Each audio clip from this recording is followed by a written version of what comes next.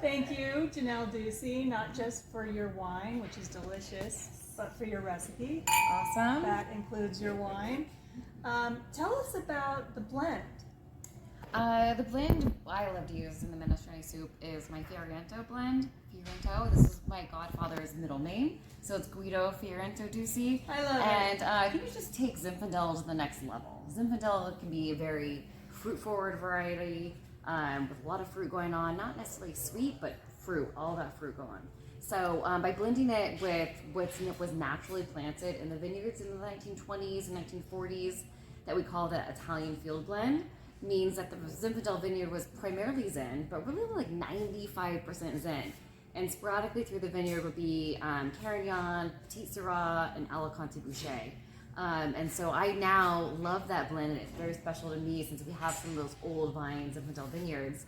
And I feel like these other varietals kind of just fill the holes and the gaps that Zinfandel, because Zin brings the fruit, Petit Syrah brings a little bit of that backbone and structure, and I think that Carignan just adds more of that mid-palate longevity, I guess, in the mouthfeel.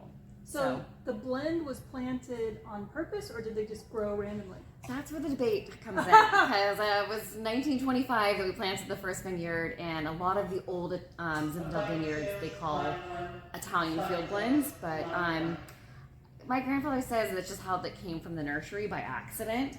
But how does it go so well together? You know, how does it fill those gaps perfectly? And I was like, I don't know. I think I had something going on. But they actually don't all ripen at the same time. So I go through now, pick the Zinfandel, and go back 2 to 3 weeks later and pick the other varietals when their true optimal ripeness is happening. Yeah. So you're hand picking.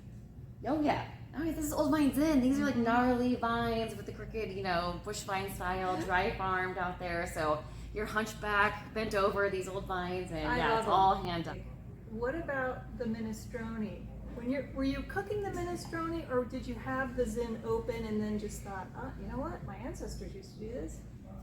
Well, I think every good wintry soup, stew, anything, meat, always could be a little lifted with a little bit of red wine. And so in our house, we definitely always have a bottle of Dusi wine open. And I'm always reaching to this blend in particular. But I think it kind of just enriches and kind of gives a little bit more depth to it. But I think it was a no-brainer that red wine makes everything just a little bit better, right? And the Pernod.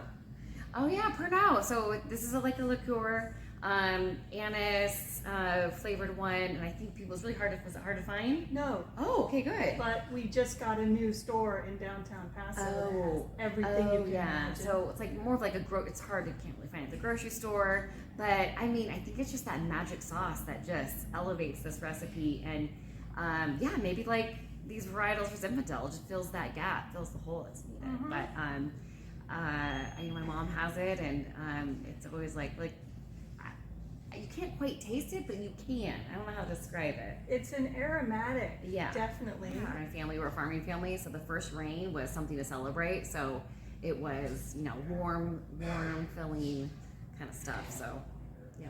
Yeah, farmer families make the best wine. Yeah, because you care about the vineyard. Well, it all starts in the vineyard, right? Yeah. That's how you make a great wine. Start with great grapes. Yeah.